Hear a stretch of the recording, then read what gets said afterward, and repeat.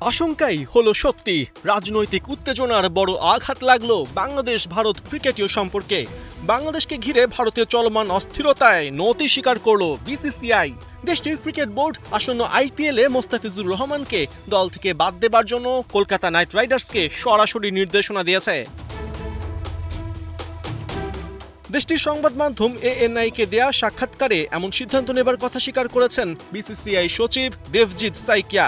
জানিয়েছেন সাম্প্রতিক পরিস্থিতি বিবেচনায় মোস্তাফিজকে স্কোয়াড থেকে ছেড়ে দেবার জন্য কলকাতা নাইট রাইডার্সকে নির্দেশনা দেওয়া হয়েছে। বিসিসিআই থেকে এটাও জানানো হয়েছে কলকাতা চাইলে মোস্তাফিজের রিপ্লেসমেন্ট নেবার অনুমতিও তাদের দেয়া হবে। এদিকে বিসিসিআই নির্দেশনা পাবার পর কলকাতাও দ্রুতই সামাজিক যোগাযোগ মাধ্যমে জানিয়ে দেয় আসন্ন বিপিএলে মোস্তাফিজুর রহমানকে তাদের স্কোয়াড থেকে ছেড়ে দেওয়া হয়েছে। বেশ কদিন ধরেই বাংলাদেশে হিন্দুদের ওপর অত্যাচার হচ্ছে এমন অভিযোগ জানিয়ে আসছে ভারতের বিভিন্ন রাজনৈতিক দল ও ধর্মীয় সংগঠন। দেশটির শিবসেনা নেতা সঞ্জয় নিরুপম সরাসরি মোস্তাফিজকে টার্গেট হিসেবে উল্লেখ করেছেন। গণমাধ্যমকে জানিয়েছেন গোটা দেশ যখন বাংলাদেশের ওপর রাগে ফুঁসছে তখন ভারতের মাটিতে বাংলাদেশের সাথে ন্যূনতম সংশ্লিষ্ট যে কেউই ক্ষোভের লক্ষ্যবস্তু হতে পারে। তাই শাহরুখ খানের দলে বাংলাদেশের কেউ থাকলে সঞ্জয় নিরুপম তাকে দল থেকে বের করে দেবার পরামর্শ দেন। এটা নাকি শাহরুখের জন্যই ভালো হবে, একই সাথে দেশের স্বার্থ রক্ষা পাবে।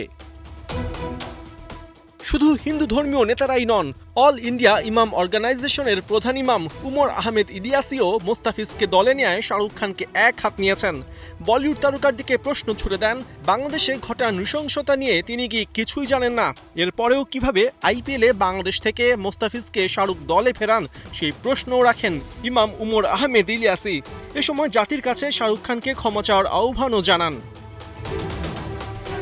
এদিকে শুধু বিজেপি নয়, বিরোধী দল কংগ্রেসও একাট্টা মোস্তাফিজকে বয়কটের প্রশ্নে। বাংলাদেশি ক্রিকেটারদেরকে কে নিলামের পুলে জায়গা দিল সেটাও জানতে চেয়েছেন কংগ্রেস নেত্রী সুপ্রিয়া শ্রীনাথে। এজন্য দেশটির স্বরাষ্ট্রমন্ত্রী বিজেপি নেতা অমিত শাহর ছেলে আইসিসি চেয়ারম্যান জয় শাহর দিকে আঙুল তুলেছেন তিনি। আইপিএলে 2016 থেকে মোট 8টা সিজন খেলেছেন মোস্তাফিজ।